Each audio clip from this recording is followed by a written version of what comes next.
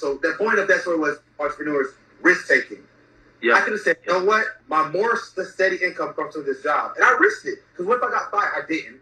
But I took a risk because I saw the vision, like, what would this lead to? Because I didn't get paid to do that session. But I knew that chances, because a lot of people I say as entrepreneurs, they say, if I'm not getting paid immediately, why should I do it? As right now, I still do pro bono things if it makes sense, of course. But it's sure. You gotta look at the bigger picture. It's not necessarily you're doing free labor. You're building a relationship. What up, everybody? It's your boy JK. Today is Thursday, so you already know what it is. It's Taco Thursday with JK live on IG, and I'm recording for my YouTube channel, which you can go subscribe to after this episode. Jeremy Kellem, and I'm recording for the podcast platforms Anchor, Spotify. All right. Make sure y'all, Apple Podcasts, make sure y'all subscribe to the podcast. Got a lot of dope episodes. A lot of them with me, just by myself. A lot of them with some amazing guests. And today, I got another special guest. My guest for today hails from Pompano, exit 36. If you went to Davenport Beach High School, then you know him as your boy Nick D. If you went to Davenport Beach High School, then you know him as the writer of the FCAT song. And if you went to Bethune-Cookman University, BCU, then you know him as an amazing Wildcat. And if you forget me right now, if you enter in the mental health field, psychology, the mind, then you know him as the CEO, the creator, the founder of Mind Body One. And if you go all the way back to 2003 when we was in freshman class. We was both in the band. We thought we was in drumline, playing the trombone. Man, we go way back. He was number 19, I was number 20 for yours truly, Davenport Beach High School. Ladies and gentlemen, help me welcome my special guest, Nick Davenport. All right, yo. Nick, That was quite the introduction. That was quite the introduction. Hey, we ready now. We ready. Hey, so, boy, Nick D, man. Nick D, Nicholas Davenport on the show, man. Hey, it's been a long time coming, Nick. Long time coming, man. And so, I know many people on the show that's watching or will watch this may know you, but some may not know you, man. So go ahead and introduce yourself, man. Tell them who you are, what you do, where you're from. Go ahead and give your whole intro, dog. Who am I? Take it back to 2002. You remember the rest of that song, Petey Pablo. Yeah. But anyway, I'm not Petey Pablo. My name is Nicholas Davenport, or like JK said, Nick D for short. I don't know. You were probably one of the first persons to call me that, I think. I don't know if you started it, but you definitely were the first person to call me it, though.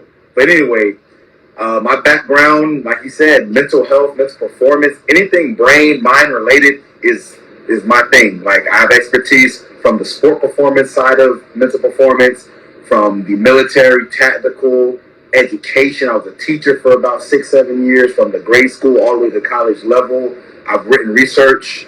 I've been fortunate enough to dabble in a lot of different things as an athlete, as an entrepreneur, as a teacher, as a father. So, and JK, he's been on this road. I've seen his journey from the arena football days to becoming a speaker, to becoming a father, a businessman, everything. So we correlated our journeys side by side, and we're both trying to make it happen. So, and we're both media personalities. So, let's give a shout out to the Davenport Beach High Communications Program. We got to give them props because we both use a lot of those skills still today. I know I do. I know you do. So we got to represent DBHS Communications Program for sure.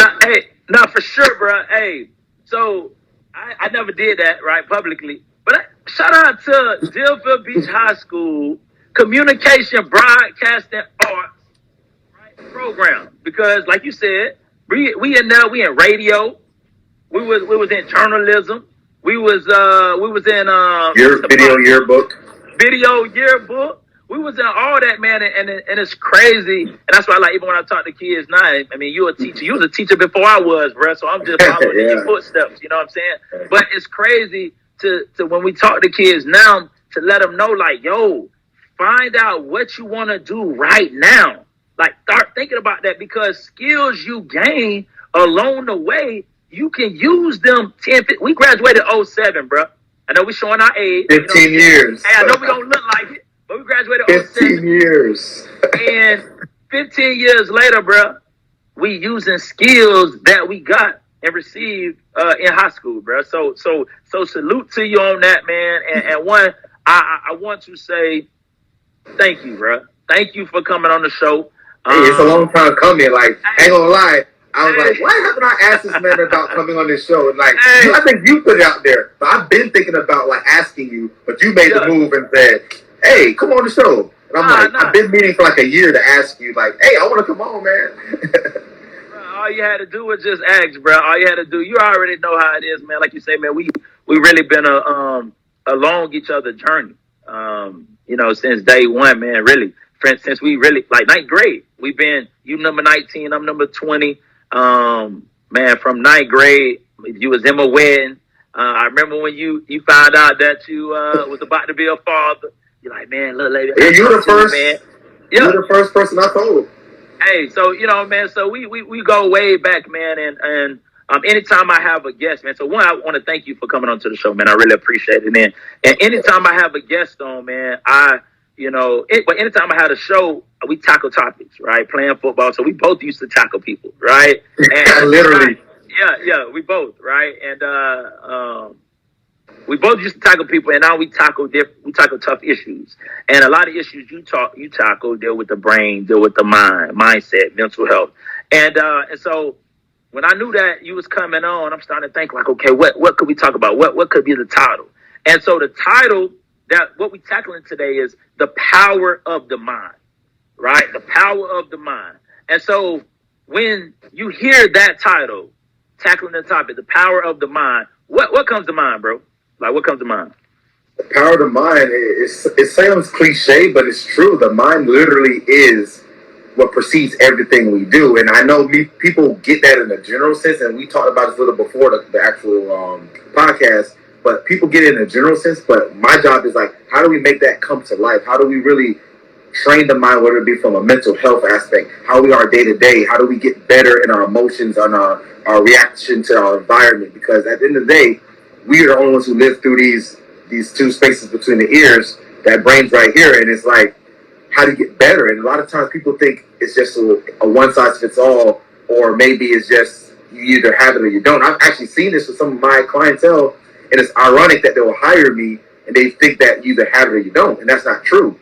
It's just like fitness. Like, yes, there's people who are faster from birth, stronger from birth, bigger from birth, but they also get stronger. And just like people's weaker or smaller, they get faster, stronger too. And the same thing with mental performance. You can build that just like any other skill. And I guess this narrative that you have it or you don't, or it's just set in stone, needs to stop. That's a stigma that is just, you're either messed up and this is just your life. And we know that's not true. And there's science that backs this. I've seen it from my real life experience. I've lived it from my real personal experience. So that's my real message when you say the power of the mind, is that we have the ability to reshape and train just like we would do with a muscle. I always use, what's my screen name, right? Mr. Mental Muscle. It's been there for a decade. That's not a coincidence, because just like a muscle, the brain is not a muscle, but it adapts like one. If you don't work out for 6 months to a year, you're going to get weaker. Your muscles get smaller. You're going to gain weight, and same thing with your brain. Those connections, and that's a whole other side we'll get into, I guess, at some point during this, that there's actual physical connections that can make you sad or make you more depressed, and vice versa, that can make you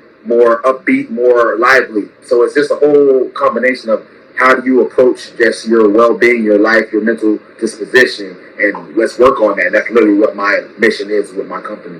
So when you talk about, you said that mentally, that we could be at a level mentally at one point of our lives, and that there are connections that we can exercise and work. The brain is not a muscle, but it has muscle reactions, things like of that nature, that I can work my brain to develop mental toughness and a stronger mindset to one day become clutch, in a sense, or not afraid to take that last shot. Is that what I'm hearing? Is that accurate? That's exactly what it is, because you said the connection. So when you think about it, the brain is made up of billions, not millions, billions with a B, of neurons. Neurons are brain cells that send signals. So the funny thing about, like, to get on and talk about off top at the same time, is that we talk about mental things as it's like this magical, mystical thing that just happens. Like, no, there's actual electrical signals. These neurons fire and they connect to each other and communicate like a network. Think like a computer sends signals through the air, the message, friends and texts or emails, whatever. It's the same premise. But for you, it's for your body's motions, whether it be your heartbeat, whether it be your contracting your muscle to lift a weight, whether it be to run, whether it be to brush your teeth. So all these connections have to fire, literally fire. That's the term we use in neuroscience and psychology. They say neurons that fire together, wire together. So the more they fire, the stronger that connection gets. And the less they fire, the weaker that connection gets. So let's use a very vague example. Let's say you're an artist or used to like to draw. If you were drawing all the time in, say, 6th, 7th grade, you look great. You could draw anything by just looking at it. If you don't use that, say, from 7th grade, I'm kind of using myself because I used to be a very good artist. So before I met you, I actually was very good at drawing. But I didn't really use it. So let's go from 7th grade, 2002, 03, to now, that's 20 years almost. Yeah. So it's safe to say that I can still draw. Those neurons are still there, but since I haven't used them, they're weaker now. But let's transfer that concept to mental health, say depression, anxiety, or even on the other side, confidence. Mm-hmm. The more you have depression, guess what? The neurons say, hey, let's get stronger. He or she needs to feel this more. It must be relevant because your brain, I use the term, is amoral.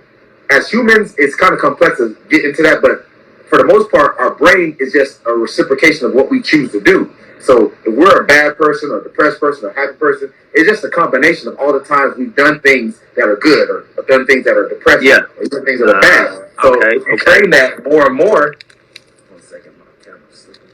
So if you train that more and more, guess what? Your brain gets better at that. It's not that you're good or bad. Obviously, there's a that's where the emotion comes in. You do make choices.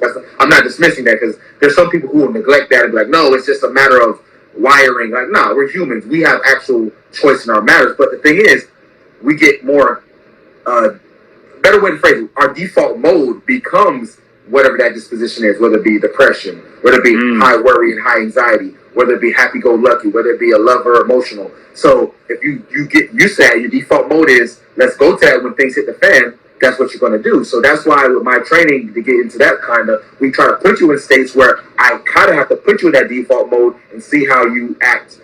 That way I know that, okay, when he or she is in this stressful state or this anxious state, they're going to default to this lesser performing level.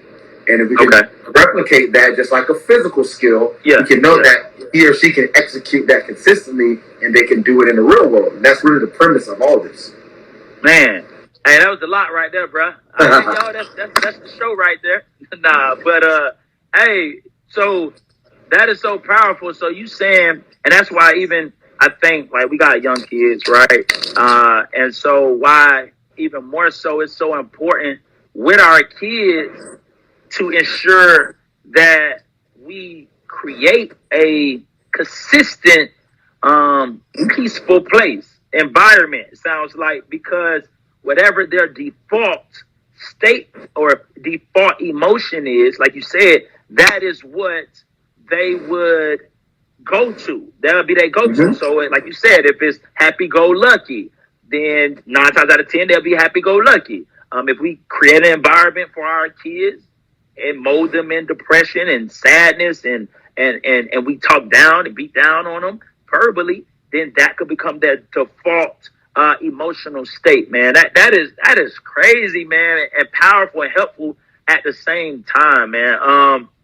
So I like to start from the beginning and then get to where you are. But since we kind of already where we are, man, and then I go back to it, as we go. But I want to get on Mind Body One, man. It's on your shirt. That's your company, man. And to be honest, bro, you was probably like one of the first entrepreneurs I know.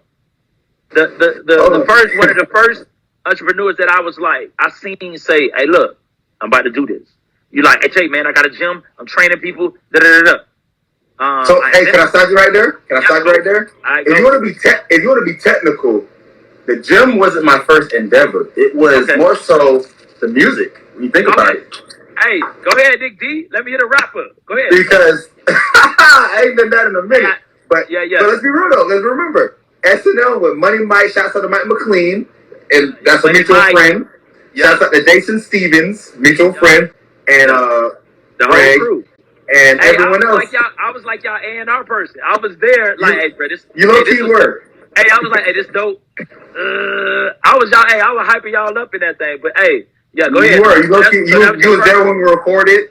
You were Yeah, there when we yeah. recorded. You were on the like at school. So your first entrepreneur endeavor, right? Because like I say, man, like you was ahead of the game, our age, like investing in, hey, I'm gonna do this and startup and stuff. So talk about that a little bit, man. Like what went into your entrepreneur spirit? Like the reason I bring the music up not even to be funny, but I have to because it sets the foundation for all of this. Like low key, everything I did with my rap career and producing career led up to what Mind Body One would become today. So, but basically, going back to that, so it's like I was doing that with not Mind Body One, S&M with Jason and Mike and them and Matty Matt, and it's like buying those mics. I'm a high school kid. I don't make no money. So saving up for $150 mic was like a life savings type of move. That's like equivalent to us right now as adults buying like a new car. You have to have this equipment, like this mic right here. Like looking back on is like this mic is way more expensive than that mic, and it's like we were doing all what we were doing. So that like mindset of I knew that it takes money to make money. I guess that's what I'm getting at. So I knew that I had to put in money to do it. Now, granted, I didn't know how we were going to make money. That's the bad side of that. I didn't know how to make money. So what you just did, I could turn this into a mental training lesson. We call that in the industry cognitive flexibility. So I was going up, and it's good to go now. And you were able to shift your environmental factors, which was me not having my stand working right, and then use that time to do a little intermission. And on the fly, you said, hey, just tune in, fill in, I'm hearing everything, even though I was over there. So it's like, we're able to shift, and that's something called cognitive flexibility. So that's basically a fancy word for being able to shift your focus and revamp under pressure. And you just demonstrate that skill very well. And that's something I actually teach and promote in my business and my trainings and whatnot. So it's just how I just tied that into there because But it's like you just did that because some people might have been like, oh man, all right, I just sit here and then wait too while I fix it. But no, he's like, no, I'm gonna fill this void. And going to your athletic career, what do you have to do when you're playing DB? One of the most, I would say, if you use the term cognitive flexibility, that's probably one of the most positions you have to most be cognitively flexible. You have to change up because I didn't play to the level you played it, but I understand that what it takes that you can't wait on anything. You have to really be ahead of what the person in front of you is about to do, whether it's the quarterback, whether it's the running back, whether it's the tight end, whoever it is, you got to be aware of sometimes all of that. So it's like you just definitely say that your career and vice versa, your abilities as a person fed into that as a career, and vice versa, your career at that high level made you better as a performer in that. And so that's why I love this stuff because it's all mental. At the end of the day, it all comes back to the process and the mindset, how you approach things. So, Nah, definitely, for sure, man. So now, so you said the first investment as an entrepreneur was the music. $150 from Samsung. The microphone. Sam Ash. Okay. And so now we're 16, we're 15, 16 years old. And so when we get out of school, obviously we go to college and we'll visit all that. But after college, right, we about 22, 23, you invest in training, right? So we know you got Mind Body One, Mr. Mental Muscle Fitness, right? So talk about that, man, as an entrepreneur, like what caused you to go into that field, and what advice would you give a young adult? Because I target young adults with this podcast. And what advice would you give young adults who are at that point where they're like, man, I'm about to jump, I'm about to leap, I'm about to start my own company, my own business, something I'm passionate about? Talk to them a little bit. Yeah, so the thing with that is, like, coming out of college, like, I had a lackluster collegiate career. I was a football player, a track athlete, and a baseball player. And it's like, slowly but surely, each one dropped off. First was the baseball. I won't say names, but I had to stop playing that because of baseball. And then when football got chipped away from that. So now I'm just doing track. And then by the time I was a senior at Bethune, the great Bethune-Cookman Hill Wildcats, and I was like, okay, this is where my athletic career is. And I was fine with it. That's the thing. Unlike probably I would say, I don't know the percentage, but a decent amount of athletes. That 95%. I was going to say 90, but I'll go with you. Yeah.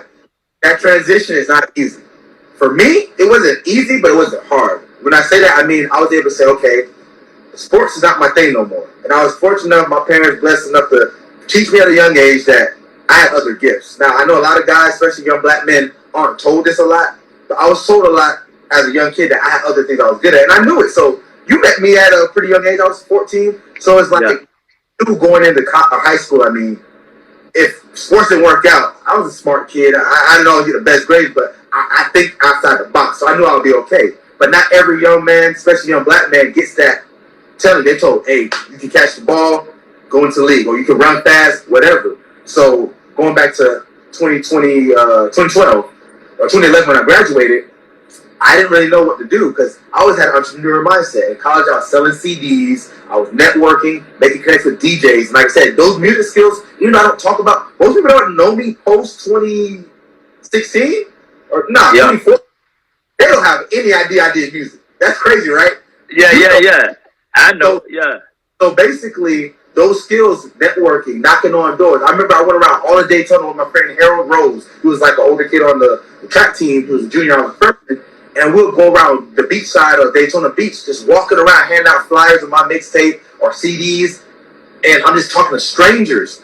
And the reason I bring this up, because now, fast forward to 2022, those same skills, just like our communication broadcasting skills, are still there. So, fresh out of college, I worked at Sears Auto selling car services. I forgot that. Yeah.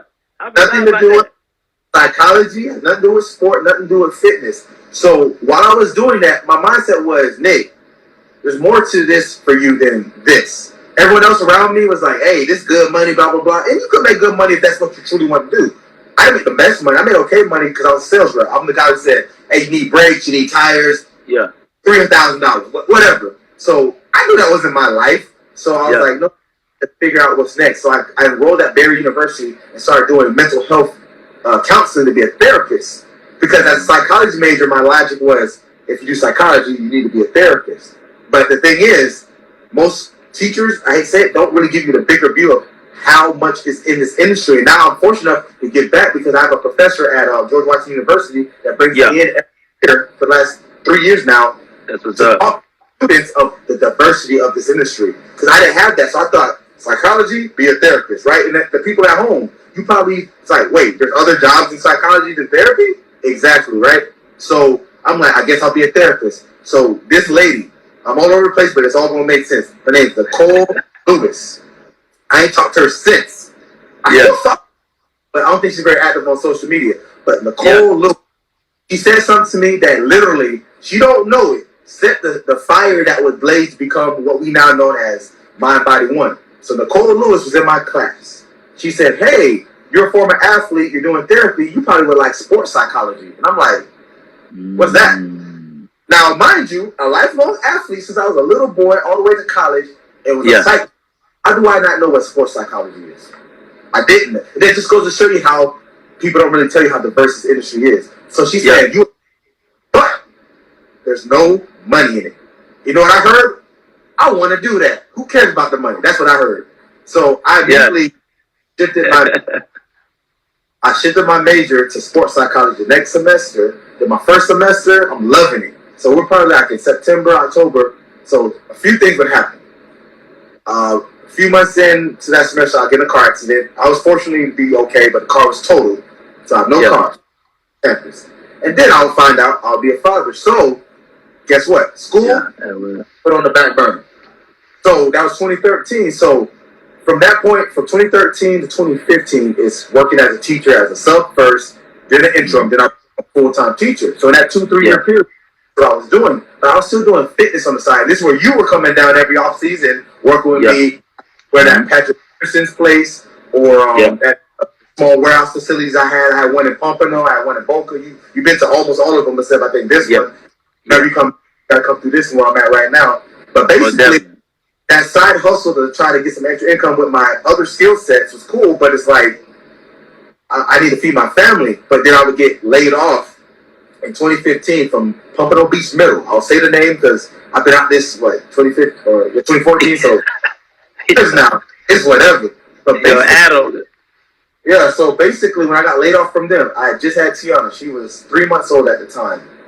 And my former significant other, she wasn't built for that. And there's no hard feelings, but she wasn't built for that. It was hard. Think about it. I went from 40-some thousand a year to zero. So I got a job. And this is when I said, you know what? Mental muscle fitness is no more. It's now mental muscle performance. Oh, you thought I was going to say mind body one. Not yet. So that's what I thought you were about to go to. Hey, I'm a storyteller. Right? You're a storyteller. Go ahead, bro. So mental muscle performance, the vision with that was I'm going to do sports psych stuff. Because I was going to start back going to finish my degree in sports psych, and I ended up finishing that in my master's. And then I would adults helping with performance issues. And remember we were working with Pat Peterson. I was doing this stuff with them. It was low key what I'm doing now, but it was a remnants of it. So basically, that was the vision. Okay, I'm gonna build the fitness side. I'm gonna have the mental side, and the mental muscle. It won't be fitness no more. It's mental muscle performance, because performance means anything. That could be a date. Yeah. That could be a ball game. That could be school, ballet, whatever. So that was a vision. So 2015. So I still got to eat though. So I get a job at Target overnight from 2 a.m. to 8 a.m.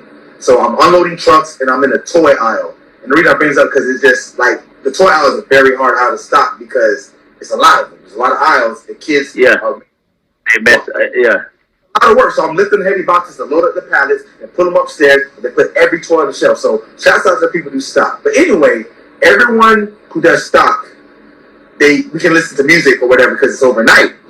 So me, I'm not listening to music. I'm listening to ebooks on psychology, mental toughness, business, neuroscience, and some of my coworkers are like, "Hey Nick D, what you jamming to? That new Jeezy?" I'm like, "Nah, I'm listening to the motivational tendencies of high performing athletes."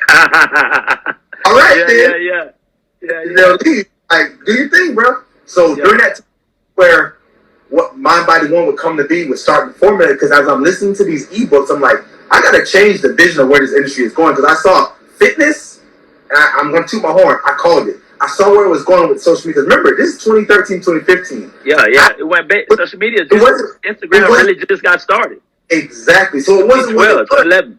So I started seeing influencers blowing up, and I'm like, this ain't what the industry's supposed to be. I'm out of it. And the funny thing, I'm telling you this, but you were here for this. So I'm like, I'm away from the fitness slowly but surely. But I kept doing it because it is revenue. And as a business, or aspiring entrepreneurs, you can't have just one revenue stream for your business. You have to have minimum 2 to 3. Minimum. Yeah. You just have the person, or as they call it, B2C, the business to client. So take out your notepads if you don't know this stuff. I've learned this over the years through trial and error. So B2C, the business to client. That's what most services are.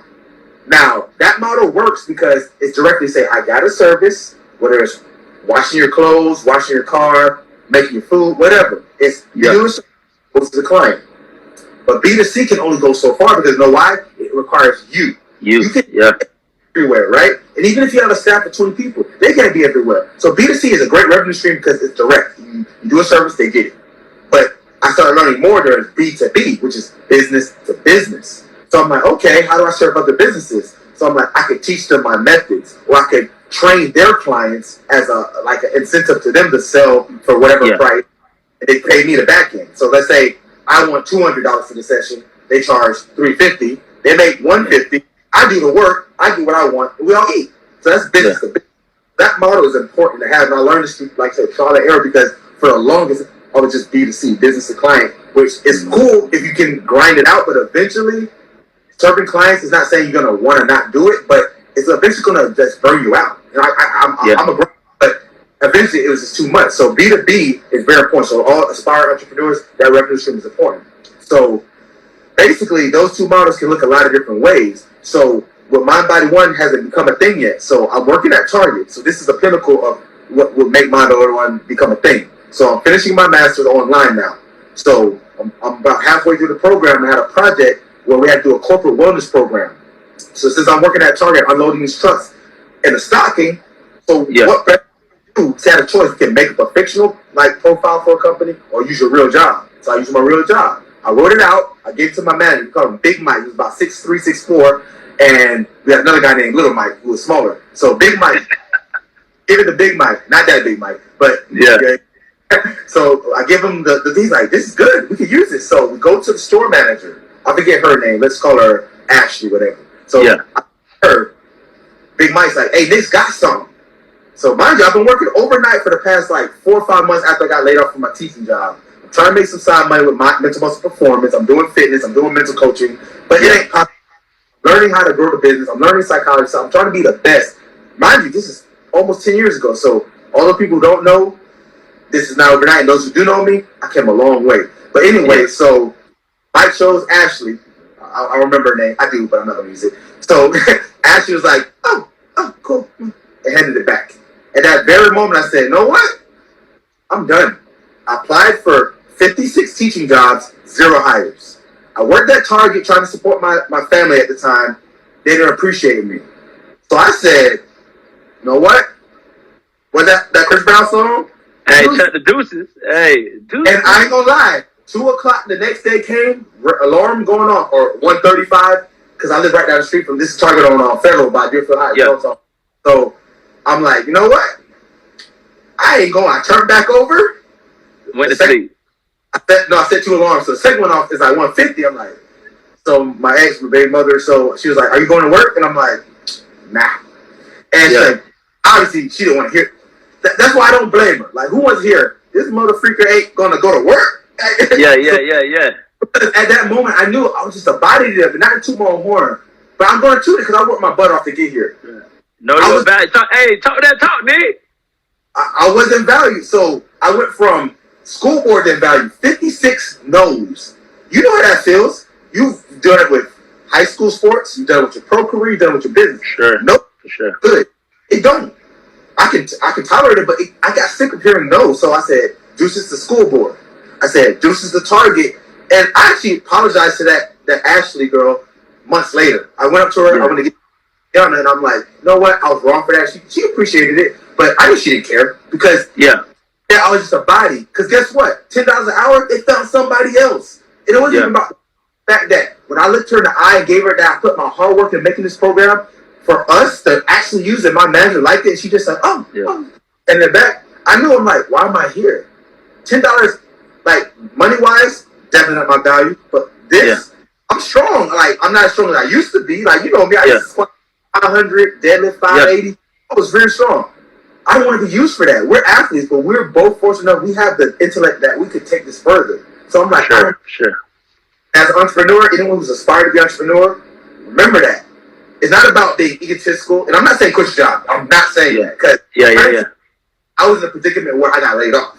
So I kind of had to hustle and grind. But if you have a job, keep that job until your current hustle or hobby or side, whatever it is, right now becomes, I would say, 6 to 8 months worth of revenue to support. Then you can leave your job. And I'm telling you some trial and error because I lived it. Because I did it the wrong way before. You were there for that one time. That was the first one.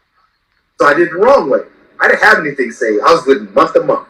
But now it's like, okay, no better, Nick. And I'm still learning. I'm not perfect. But basically, that was the step out to say, you know what? School board don't see my value. Target dang sure didn't see my value. So that's where mental muscle performance like, okay, I got to make this be something. So I took a job through me, not mental muscle performance, and I said, okay, I'm going to do this job. It was assistant to a psychologist named Dr. Rick Harris. I haven't talked to him since 2017. But Rick Harris, he gave me the tools. So Nicole Lewis set the fire for Mind Body One, but Dr. Harris gave me the tools that make it become. So this one is very integral because people talk about business. One thing I'll preach that I will not deny, some people might say, you don't have to do this. I'm going to say you should do this. Learn from someone who's already doing similar things that you're doing. I don't care how high your credentials, because I had a master's degree, and I was still learning from this guy like I was a undergrad or even right? Now I'm getting paid. I'm learning how to do psychology intakes, how to do brain scans with an EEG headset, which is how we read brain waves. I'm learning how to do that. I'm working with addiction populations, clinical, right? So I'm getting all this for about $11 an hour. And he even said, Nick, you really want this job? You got a master's degree in sports psychology, but you want to do an $11 an hour job? I said, I want to learn this stuff. So I did that job for 1 year, working with addictions patients. I learned so much. And then he gave me an opportunity. He said, hey, you have a master's. Maybe we can use that. I want you to make a group. We're going to call it the Mind Body Connection. He said, write me a little proposal. I wrote him like a 2-page proposal. And I said, the proof's going to be mental training, like skills, like psychology stuff, like mindset, motivation, goal setting, self-talk. But half of it will be physical, where we integrate thinking and moving. Now, you see, it's starting to look familiar now. Now he's like, sounds like what you're doing now. It's coming out together. And we're in 2015, mind you, so we're only like 2 years, not even a year and a half post laid off from Pompano Middle. Yeah. So that's significant. Like, the story is great. Like, if I get a biopic, I already talked to one of my friends, Dante. He's like, we got to get Michael B. Jordan. I want him to play me. So, so yeah, I think he'd be good. No, for sure. So, you know, I think the whole. No, go ahead. I ain't gonna go ahead. I was wrapping up, like, to get to, like, okay, now we're here. Here's the business. But what you got to say? No. I was saying that just that journey, and what I want, you know what I'm saying, the viewers and listeners, especially my young adults out there, man, that I'm targeting, just to know how much time it really be taken to get to a certain level. And I think I know for myself, like I just heard Rick Ross say this. He said, man, it really take about 10 years to really get the brand, develop a brand. He didn't say to develop $1 million brand. He didn't say to develop $1 billion. He said just to develop a brand. And so I started to think, I'm like, dang. I'm like, man, I've been speaking for, since we've been on each other. But 2013, similar to your story, somebody sparked that fire when they spoke into my life and said, I see your passion. And I mean, you was there when I was like, yo, I'm about to take speaking, serious. We were talking about a whole bunch of different stuff, bro. So it's crazy how when our visions or when our commitment to pursuing excellence in a specific career, when it jumped off, how we both were kind of right there.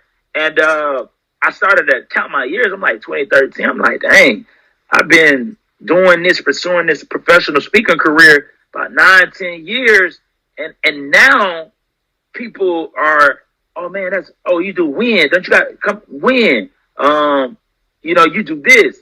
And so it's crazy, man. So to hear that, to see how well you're doing, and now we're at My Body One, right? And so, man, tell the people, man, like what you do. I know they see lights and they see colors, things, but tell us like what you do, dog. So if I put it in a nutshell, I take your performance from a mental standpoint. How do you handle pressure? How do you handle stress? How do you react, make decisions? And I create either drills, tasks, or programs where I manipulate it, make it harder, make it more intense, and see how you act in those situations with these drills. And I measure it and can say, this is where you perform and how do we progress. So from the nutshell of it is taking that ability to adapt to stress, handle pressure, perform consistently as possible. Keyword, as possible. You're not going to be consistent every time, but I want to be able to, can you do it as consistent as possible? Now, how does that look? So he mentioned some of the drills, like with the Fit Light system. I worked with that company for about 5 years now. And everyone thinks I own it or something, but that's funny because we're synonymous. Our logos even are similar, so it's like I have a close relationship with them. But those drills, the reason they use different cues, so whether it's the light, the color, or the iPad screens, these are different mental tasks where for memory, decision-making, hand-eye coordination. So I'm using those techniques to tweak how you handle stress. Now, it looks gamified, and that's the cool part about it. It's fun to do. But on the outside of it, you're not doing the actual task. I teach actual mental skills, which means your mindset on how to accommodate and adapt, because I have clients from little kids all the way to world-class athletes, and I'll see them do the task. I'm like, okay, how about this? Before you go in, I want you to picture whatever mistake you made. I want you to see it as a fire. Now, follow me. This actual technique is called error parking. So those at home can use this with your athletes. You can use it with anything. So the goal is to take mistakes and reframe them and make them less.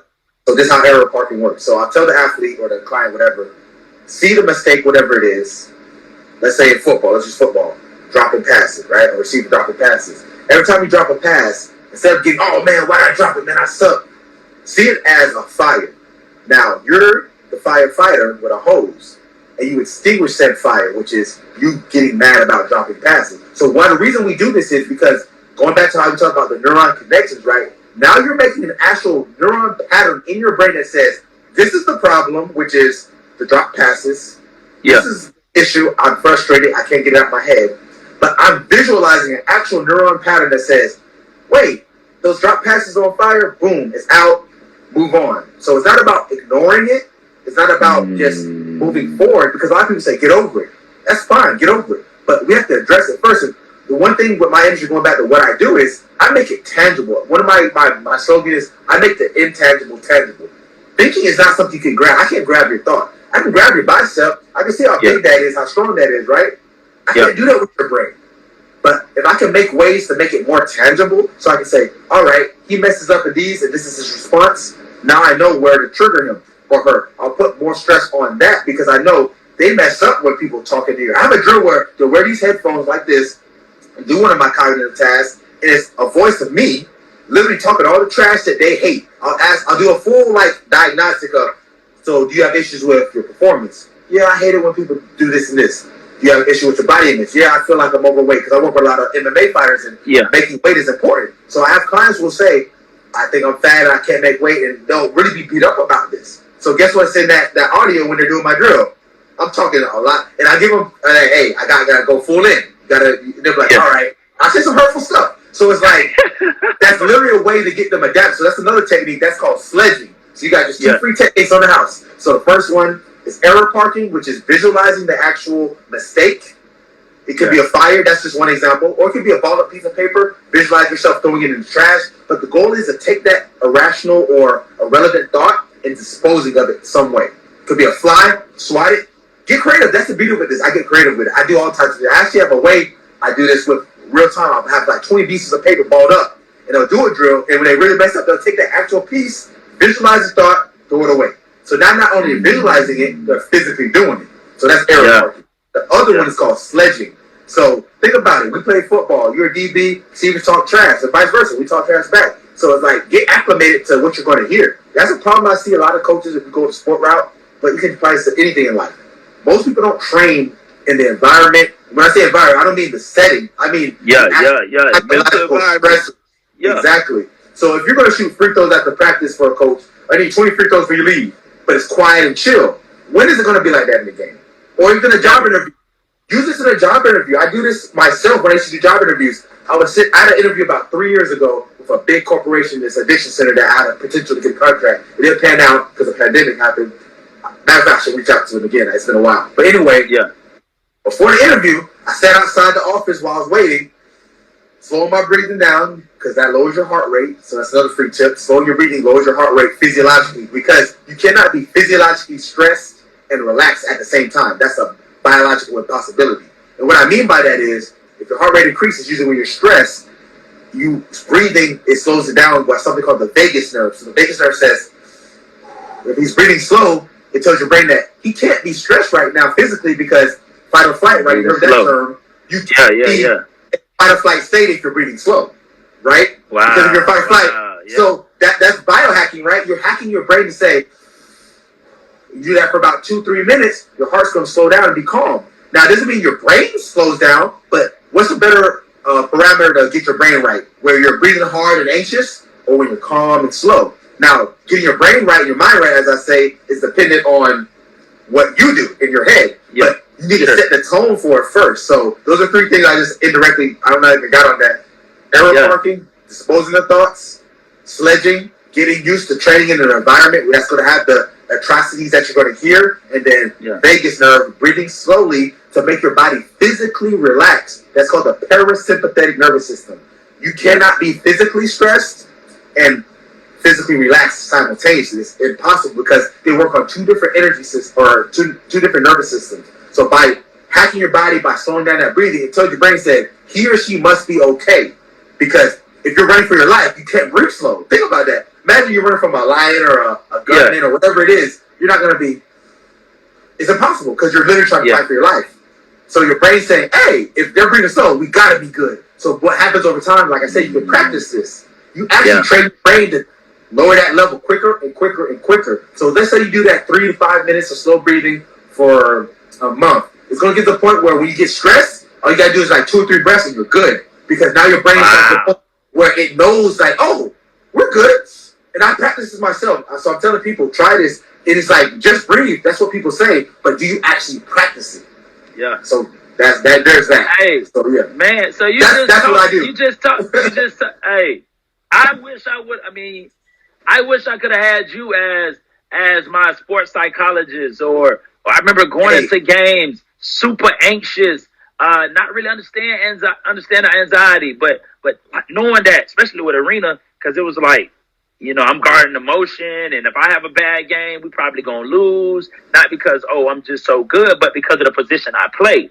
Like literally, it's like the quarterback of the defense. If the quarterback play bad, we're gonna lose. If the safety arena play bad, we're gonna lose 9 times out of 10. And so you just taught us a brain hack, and that's what I hope people watching this. I hope people gotta that's go back. What I do.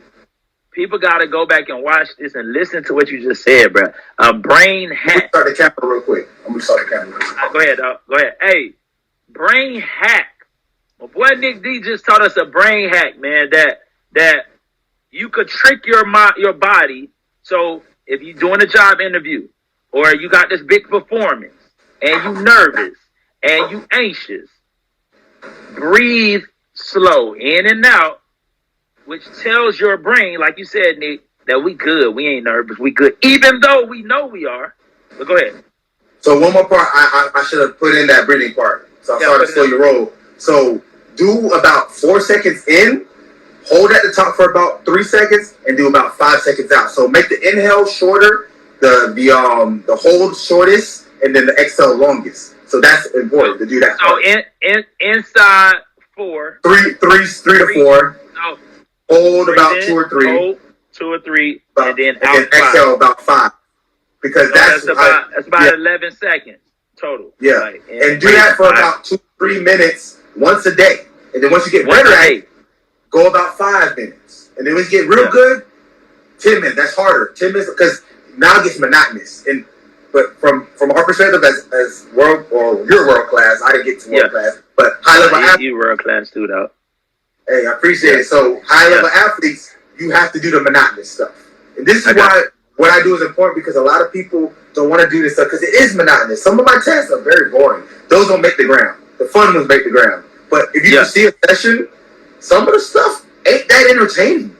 But it got to be done. And that's why, like, if I name drop one of my most claim to fame, I call him a client. Yeah, go ahead, name drop, because that's what I was doing next.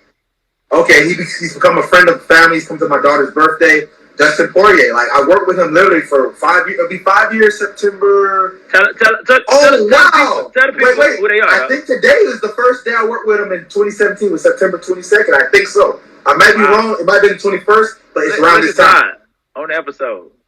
So Dustin Poirier. So this man, like I say, he's more than just a client. He's a friend of the family now. This man, this man's become a good person in my life because not only did he believe in me, where I was at a transition in my life where I didn't know what, like you heard some of the story, I didn't know what my next move was really going to be. I knew it was mental training, mental health, mental performance, but I didn't know what that was going to look like. So with Dustin Poirier, me and Phil done numerous podcasts. You see our grind together. And I talked about this before, so I'm going to drop this again on your podcast. I hit up Phil on a random, I want to say Saturday, like let's say September 18th. I don't know exactly. It was around the time. I was like, hey, Phil, man. And me and Phil, we had talked. Just like us, we always stay in contact. We may not talk every day, but we all stay in contact. So I hit up Phil. I was like, if those who don't know, I'm talking about a guy named Phil DeRue, who was our middle linebacker. Jeremy was strong safety. I was outside / safety. So all three of us played on the same row, right? For that 4-4. Crazy. So, that 4-4. So, and then Wesley was the other side, right? The other middle. So basically, Phil was like, yeah, man. I was thinking about hitting you up on that mental training too, because I worked with a guy, Dustin Poirier, and I'm like, huh. So I didn't really know who he was, so I didn't follow MMA like that. So I looked at him, it was like, come on in Monday. So Monday I had a class, because at this point, I was teaching at Broward College. I was still doing the addiction center stuff, so I'm trying to work. I'm trying to get my life in order. And I had classes from, I want to say 10 a.m. to 6 p.m. So Phil said, come at 12-ish. I came by, did some drills. Said, yeah, let's do this. So he said Fox Sports will be here at 6. I'm like, I got class. And I don't know if I remember this. Oh, you remember this? All right, so you left the class. Yeah, go ahead. So it's crazy. This story is crazy because I don't work for Broward College no more, so I can say it. It is what it is. So I got the class after I left Phil from American Top Team, which is a few miles away from Broward College. Luckily, I had a decision to make. Worldwide notoriety or teach my class. Now, granted, college is a little different. You went to college, and anyone who's been to college, professors cancel all the time. But I don't really cancel like that. So I went to class. I rushed there after shout out to Black Santa, Miles Amos. Hey, I'm about to say, Amos, I got you. Hey, I got you coming on here. Hey, I promise you, Amos, I got a slew of Deerfield people coming on. I'm telling you, I got probably like, because I was like, man, you know what, I'm about to just go in straight Deerfield people. So I got about like five of y'all that's on the list, man. So I got you, Amo. But yeah, that's hilarious, Amos. That's basically what he said. But go ahead, Nick. It is. Hey. So basically, I get to class. Minutes before students walking up, they're like, "What's going on?" I'm putting a tape and paper on the door saying class canceled. Yeah. And I'm like out of breath because I'm running, trying to get everything because I'm like, this is a once in a lifetime opportunity. And going to the entrepreneurs, feel me on this because this may be a crazy story, but it'll make sense in a second. So I'm like, okay, this is my job. I get paid for this. Yeah. But how many times do you get to not only work with one of the best MMA fighters in the world, to be on worldwide television? And this is why it's important because you should not. Now, be mindful when you say no or don't say no, but don't say no to a lot. Say no to a minimum, but that makes sense. So anyway, at the time, my facility, you've been to this facility when I was in Boca at that warehouse. I run all the way back from Coconut Creek. For those who are not from South Florida, this is about a 25-minute drive. Hello, you ran? I ran or drove, but I did run like. I'm like, hold on, hey, but I was like, boy, you making the story real good. But I drove from Coconut Creek to Boca. It was about 20 minutes or so, and basically I ran like every light. I ain't gonna lie to you. I canceled class. I broke laws, but how many times? So I got my equipment, drove back to ATT. I get there. I meet Dustin.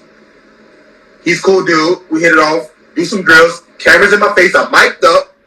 That was September, right? That's about September now. Right now, 2017. 5 years later, here we are. So November, my birthday's November 3rd. So November 3rd, this is where it just gets realer than real. Mm-hmm. Me and Dustin, Phil was out of town, out of country. He was in, I think, Russia, or he was somewhere doing a seminar. So it was just me and Dustin that day. He didn't do fitness. He just did me, the mental, right? Yeah. So we talking. He's like, dang, Nate, what you got going on this weekend? I'm like, I don't know, man. It's my birthday today, and my family's actually waiting at the house to cut the cake and eat pizza. It's like, wait, what? I'm like, yeah. Because that's how much I wanted it. I didn't care it was my birthday. I literally left the house with like 8 family members waiting for me to come back. I said, I'll be back in an hour or two. Yeah. So we sitting there chilling. He looked at me, and I'm like, I'm being real. I think that sold him like, I'm for real. This is not just a gimmick. Not at face value. It looks like that. I got so much hate comments from that video because when it launched next week, the week after my birthday, it launched. I'm getting hit up with DMs. I'm getting love. I'm getting hate. I'm getting racial slurs. Because mind you, this is UFC. This is the biggest fighting faction on the planet. There's other ones. Yep, that's when I had to challenge you, my man. But basically, I was getting comments like, this is next level, man. We need more fighters doing this. And then other people, oh, this is nonsense. He's going to get knocked out doing this BS. So it's 50-50. Then I saw racial slurs. I'm like, and mind you, while I've been in the spotlight at a very minute level, because, I've already been on the scene, but it's never been worldwide.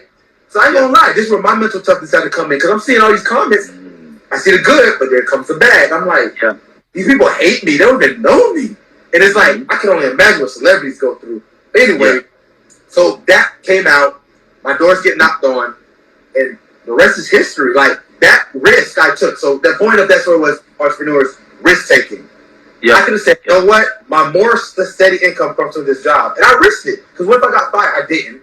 And luckily, most students are like, hey, no class. That's not professional. I shouldn't have done that. I'm not going to commend my behavior because I have a duty to bear or had a duty. So it's basically like, but I took a risk because I saw the vision like, what would this lead to? Because I didn't get paid to do that session. But I knew that chances, because a lot of people I say as entrepreneurs, they say, if I'm not getting paid immediately, why should I do it? as right now, I still do pro bono things if it makes sense, of course. But it's like, sure. You gotta look at the bigger picture. It's not necessarily doing free labor. You're building a relationship because Aetna Insurance, I told you before we got on the phone, right? I've been working with Aetna Insurance for 4 years now. Aetna Insurance is one of the largest insurance companies in the world. They've been around for forever, 100 years. I've been working with them as a consultant, as a vendor, doing all types of work with my mental training, with the corporate contracts with BSO, which is Broward Sheriff's Office, one of the largest police departments in the country. I got through them. I work with Broward School Board. I work with the City of Miramar, City of North Miami. The list goes on. And I got all this because this story. I got DM from a girl. I ain't gonna lie, I was trying to holler at her. Trying to shoot a shot. Slide a DM. She didn't want none of that, and that's fine. But she shifted to this thing you're doing with this training is interesting. You want to come to my job? I think you could be good for it. I'm like, okay, but she's like, we already spent our budget though. So I was like, sure, why not? Yeah. I go there. Everyone's on my table doing everything. A few months later, I get a call. Hey, I was at that event you did with Aetna. We met briefly. Do you want to do an event? Blah blah blah. I did it. Paid gig, and I've literally done that for the last 4 years. So that free labor became a paid gig that became contracts consistently. During the pandemic, where everything was shut down, I was doing webinars for them for Broward Health Hospitals, Broward Schools, BSO. So it's like, if I said no, and that's like the epitome of my journey. You got to understand that it's not going to come. People want to win before they work, but you got to put the work in before you win. And that's just how, I don't care how hard it is, because my big thing is I will never tell someone not to do entrepreneurship. Shout out to Parker. Oh my God. Yeah. Hey, got my dog. Hey, Park on there too. Park up there. He on deck. Hey, my dog on deck. This is a star-studded cast we got right here. They coming through. Hey, Davenport coming through. Hey, for real. You feel me? So basically, I guess the main idea is like that work is unavoidable, and I know it's cliche, but I'm not gonna lie to you. There was times, I won't get into too much detail. We'll save that for the biopic. But anyway, so there was times where I was doing all this, and I was sleeping in the car. There was times when I didn't know my meal was coming, and I got a child to feed. So it's like these are things that weren't easy. And I had to say to myself, okay, do I want to stick to this? So it wasn't about, do I want to make money or grow my business? It was like, is this vision that I have is truly what I want to do? Because with my skill set, I could have went back to the school board. At this point, for sure. I had years of teaching at the college level now. But I could have been like, you know what? I got to do it. And I'm not going to say that's the right or wrong choice, because both choices come with their ups and downs. Because the ups of going back to school board would have been consistent paycheck, benefits. And that's why I said, pick your poison, because going where I was at with Mind Body One, at this point now, I work with military. I was getting contracts. But the thing is, this industry is not full blown yet. So I'm kind of a front runner now. So it's like everything I'm doing, people are watching and like, okay, let's watch what Nick does. And when they see me, like I heard this on a movie, I forget what it was, but it was a good saying. They said, the first one through the wall gets the bloodiest. And that was me. I bust through that wall. I'm like, I'm here. Let's make this mental training happen. But I'm all bloodied up while everyone else behind me, while the debris flying away. It's like, is it good, Nick? Is it good? Come on. And I would bring people on and like, hey, and then I'd say I got screwed over sometimes. But at the end of the day, my main point was the vision, what I was trying to build, worth the struggle. Because struggle is inevitable. Whether it's monetary struggle, whether it's family, you know some of this struggle. I hate to say it, I've lost numerous friends. And it almost makes me want to cry inside, because it's like, these are people I call, like you, people I trust as brothers that I don't even talk to no more. And I have no ill will to any of them. It's like 3 or 4 of them.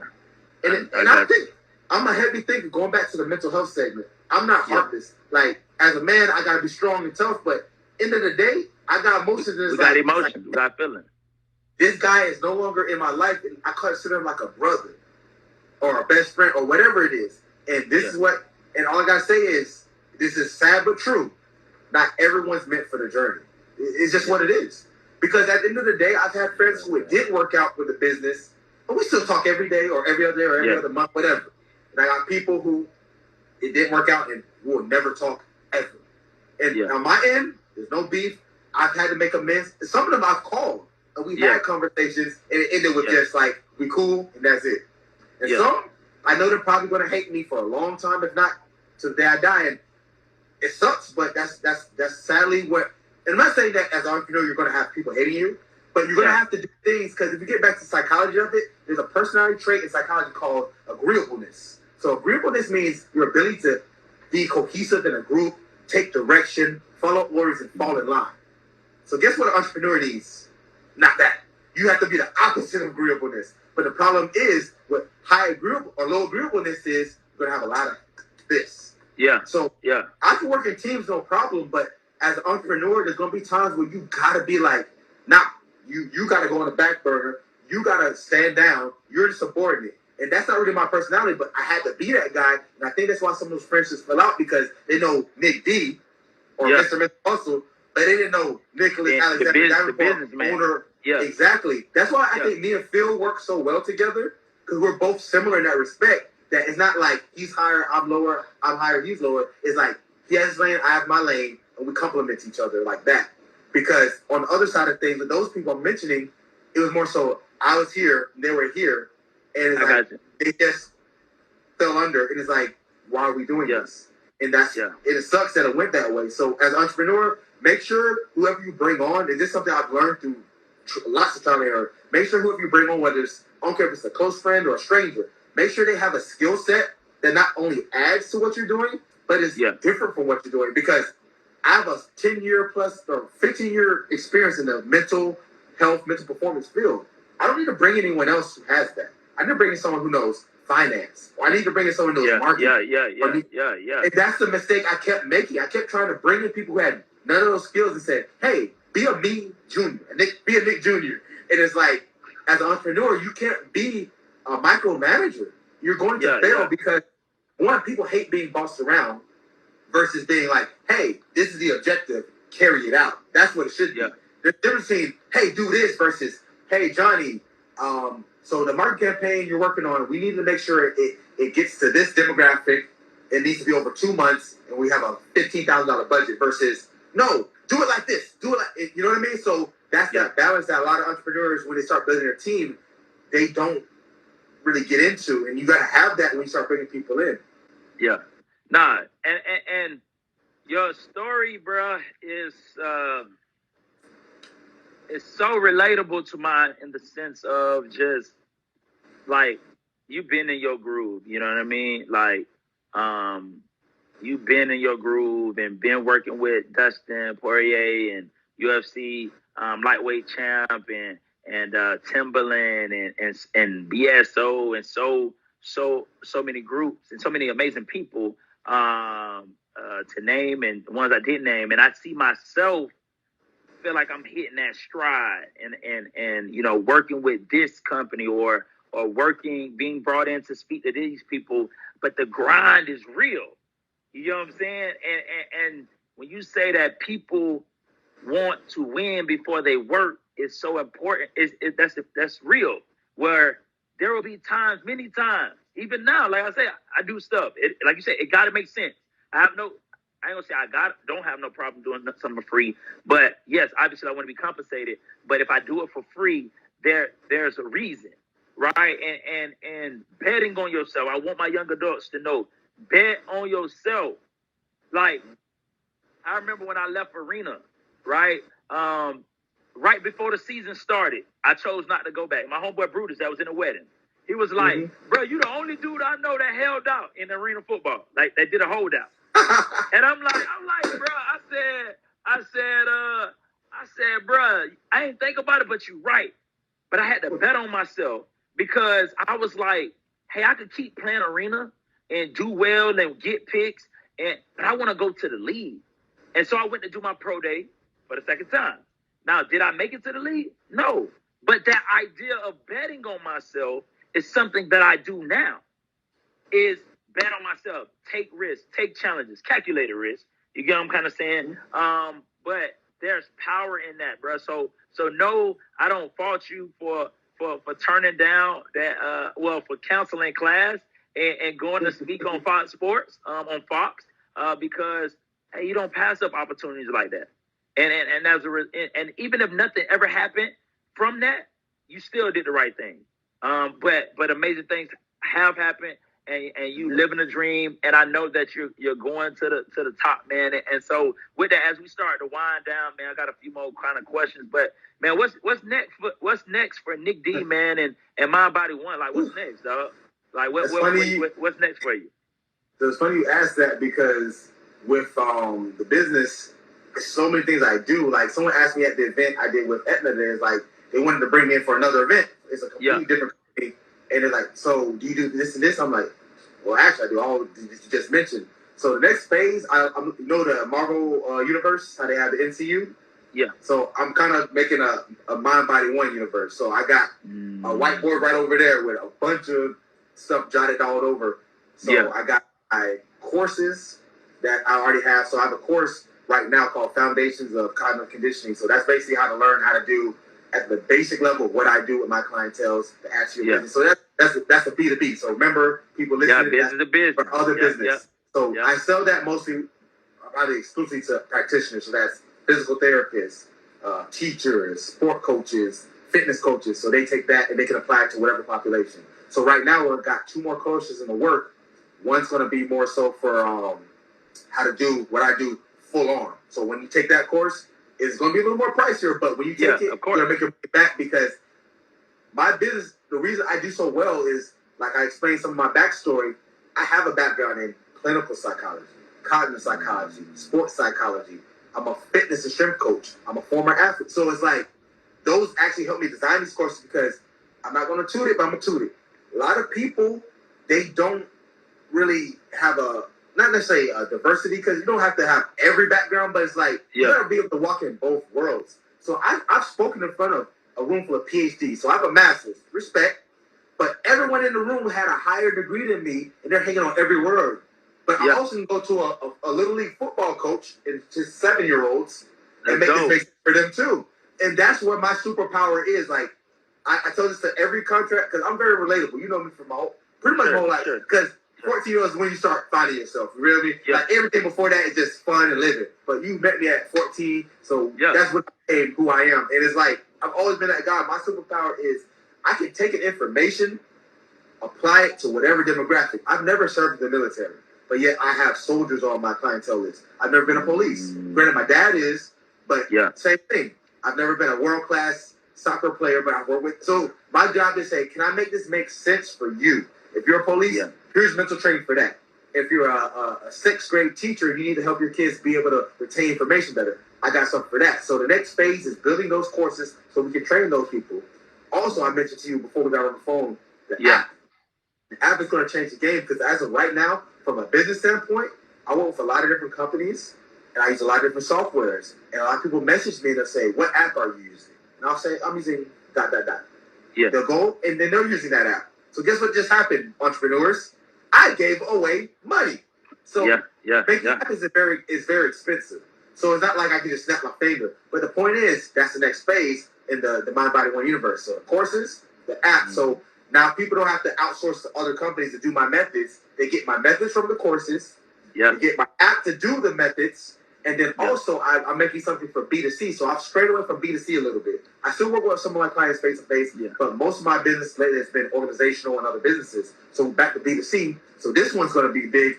It's called Mind Body Oneness. So how this works is I took the curriculum that I used to teach, because I made a curriculum for Broward College to my students. So it covers physical wellness, mental wellness, emotional wellness, nutrition, all that. So you'll pay a fee, either a one-time fee for full lifetime access, or you pay a small fee, but it's monthly recurring. But either way, you pay that fee, you got access to all the modules to learn how to be healthier from all those different components, and then you'll get curated training plans for all of it: mental, physical, emotional, nutrition.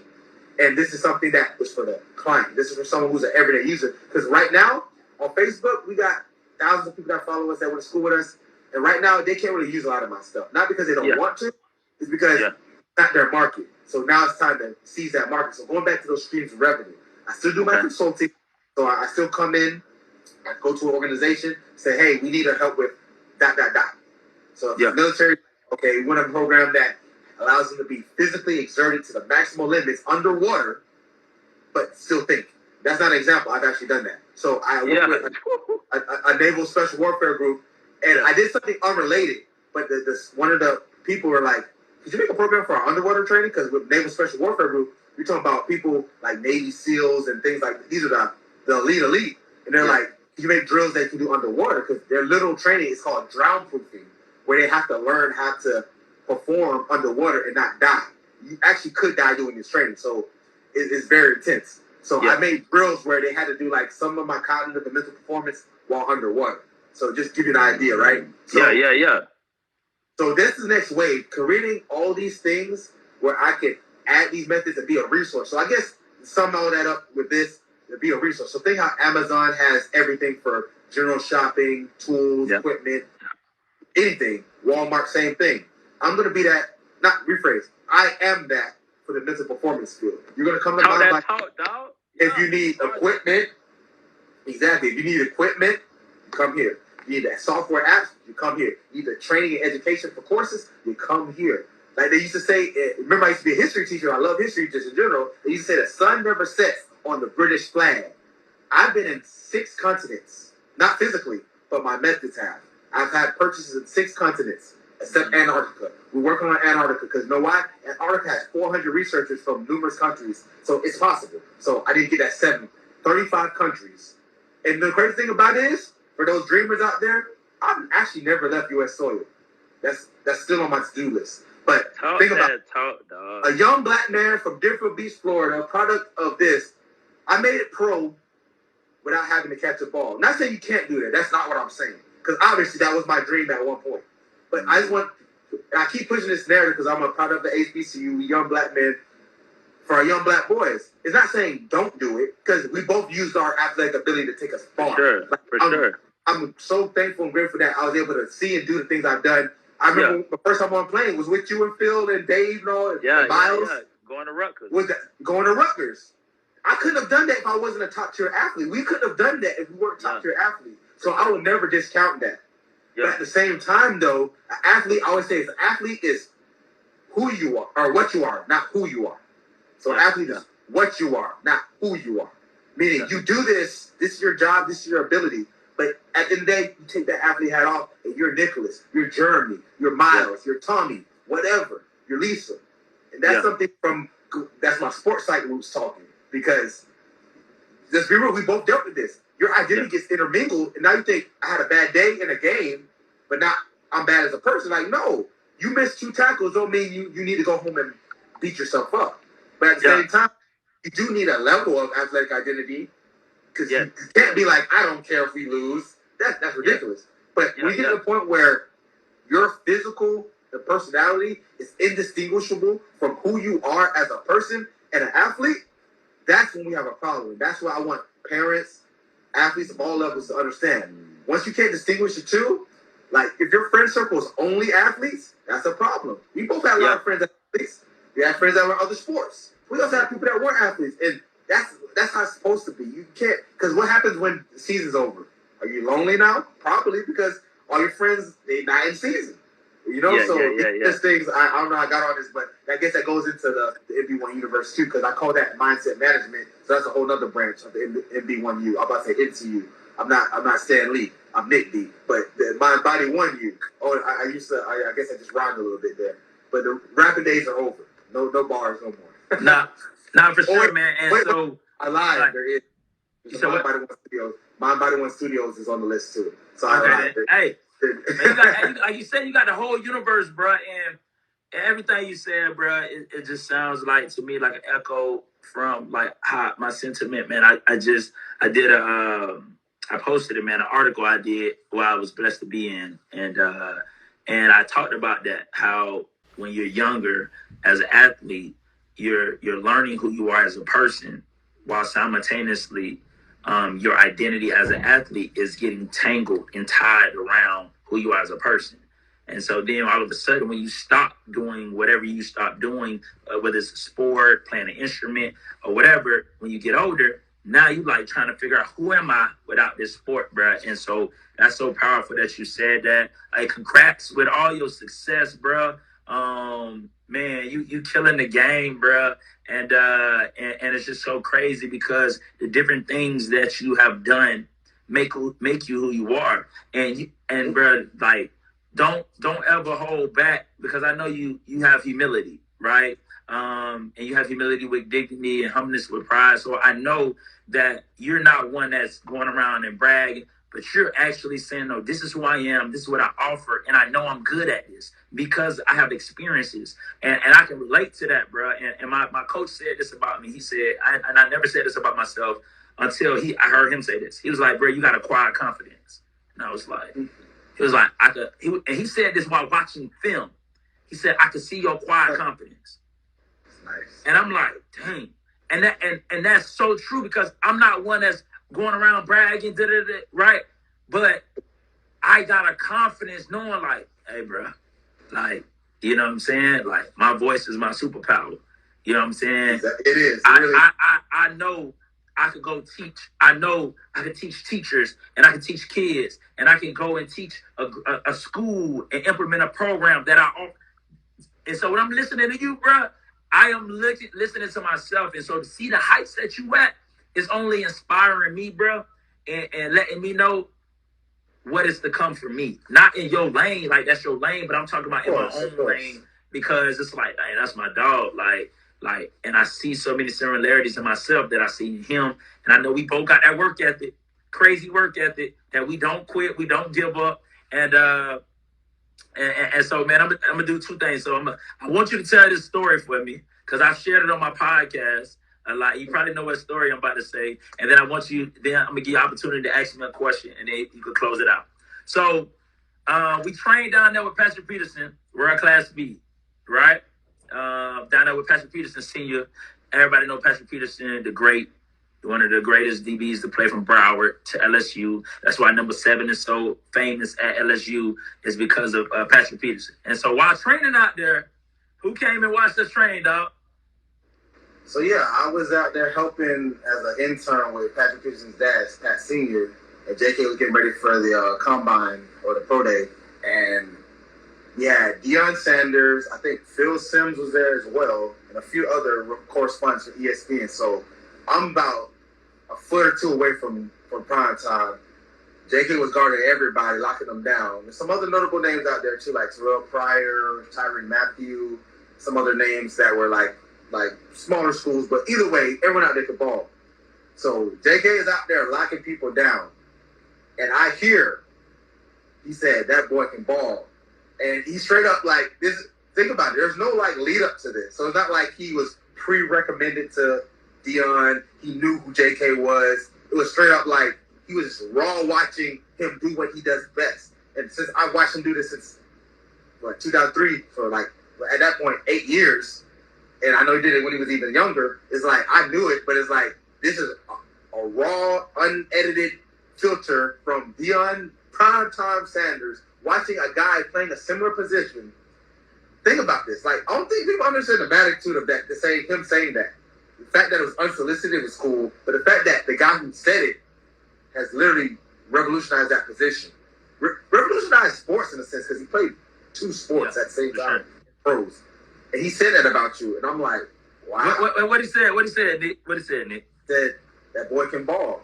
Like, he straight up it wasn't like a assumption of, is he talking about JK? It's like, no, because every time you stepped up, you would go against Pat, because even though Pat's a DB, he would go on receiver sometimes, guard the actual receivers as well, obviously.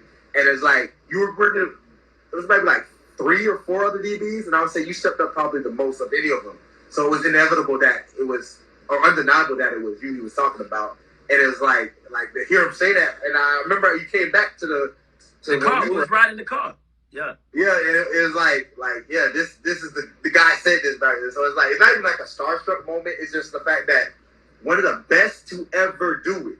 Like, you can throw out all kinds of titles, but I definitely know his name will be mentioned in the top 5, regardless of who you think is the best of best. He's in the top 5 for sure.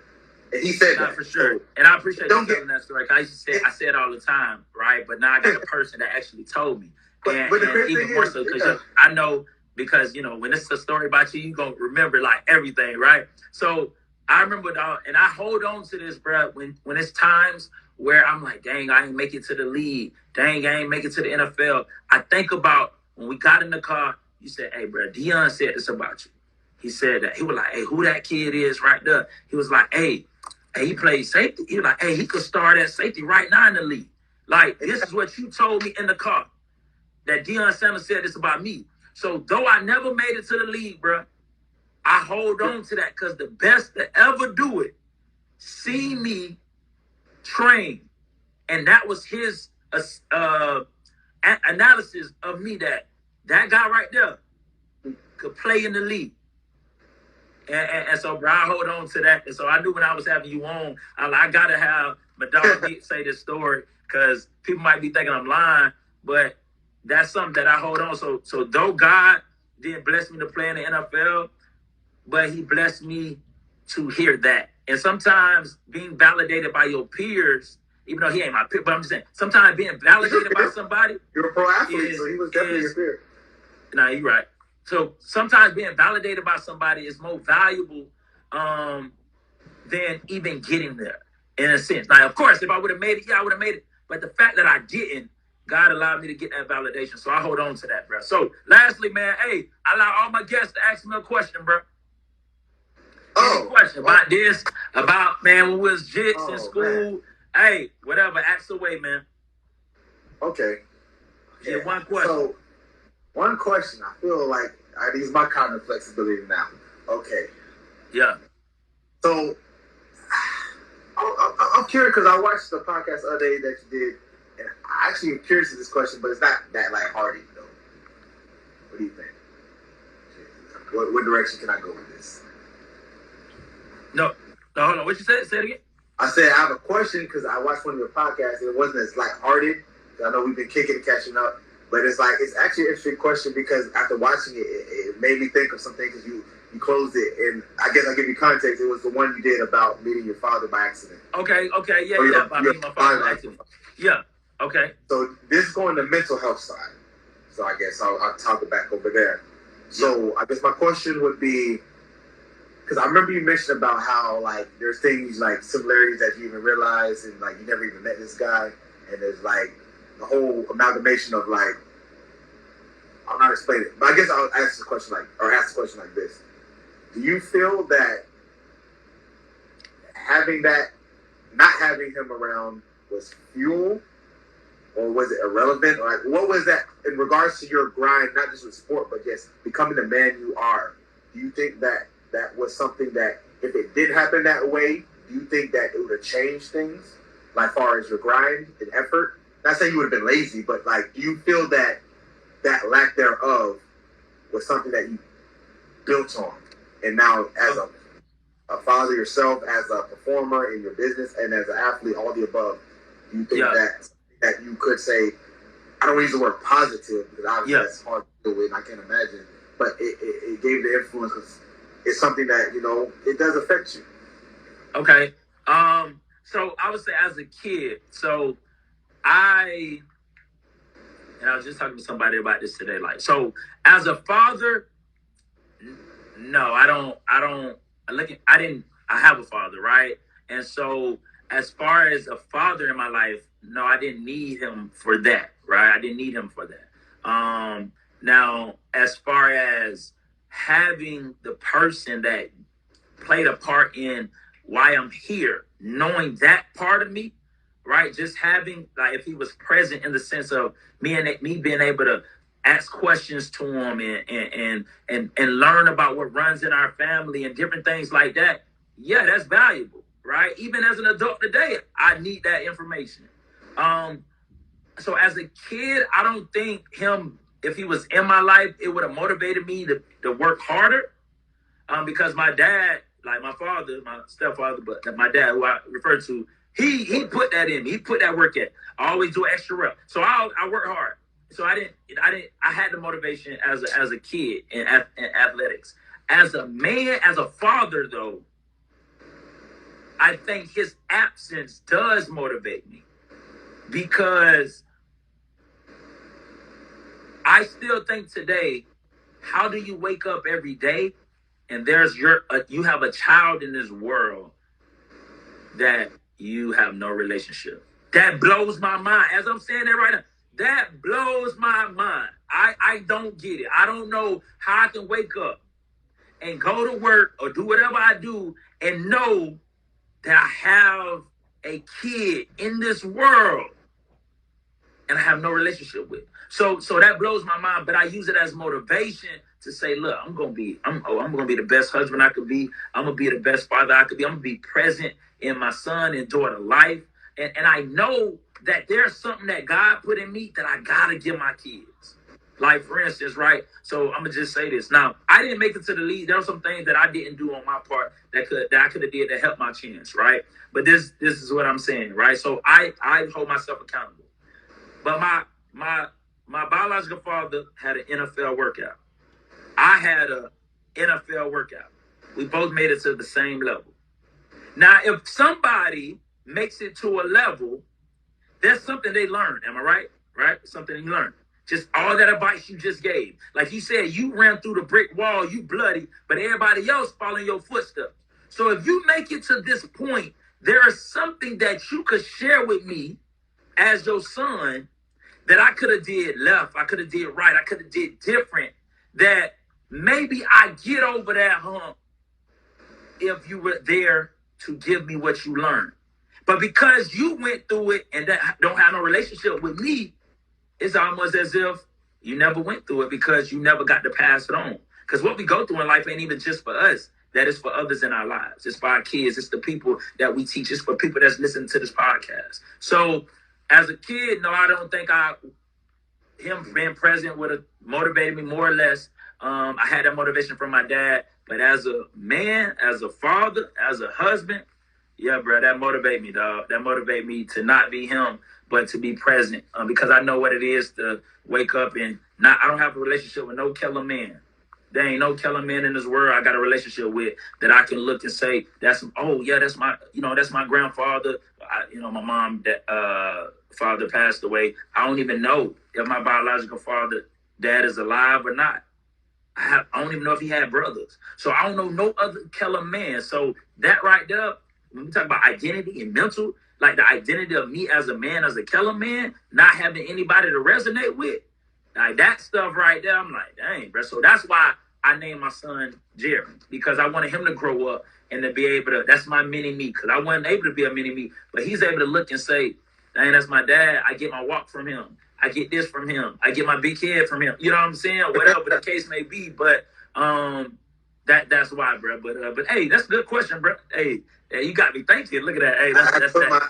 My psych for the psych hat, man. So hey, I know I didn't have you on here long enough, dog. I want you to just close us out. Tell people where they can follow you. Tell people,